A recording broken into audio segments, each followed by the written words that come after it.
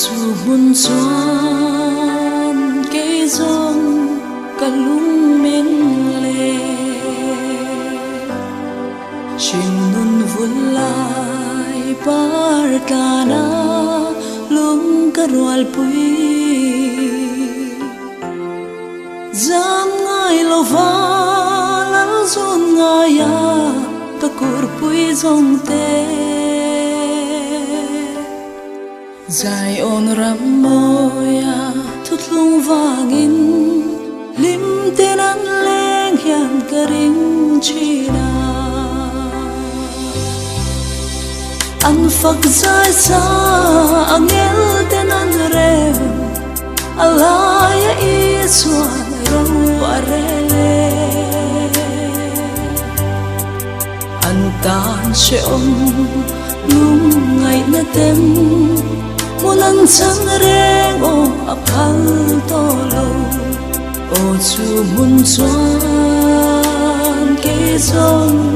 kalung min le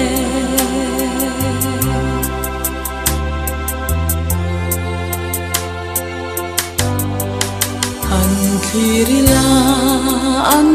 le na lai tua nuam thung vangin khóc bụi môi khi anh ram ani chỉ ôm ram re ngai to lovin lim tên anh lên hiền karing china anh phak dài xa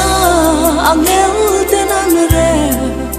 alaya iswa rau arele antan she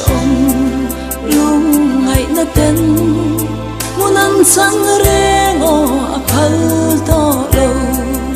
o chu mun chuan ke zong kalung min le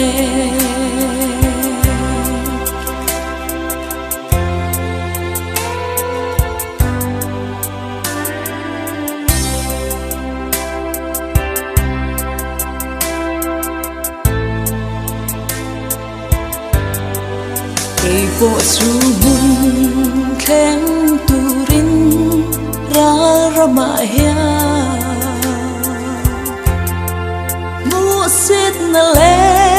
soi chiat na te karal thom ni se nakin kalo ti zwal turan lim ten min khir hian karing china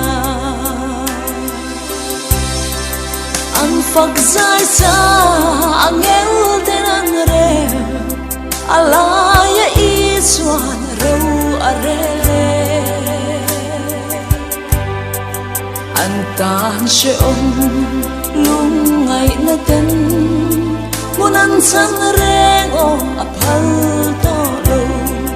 o chu mun chuan ke zong kalung min le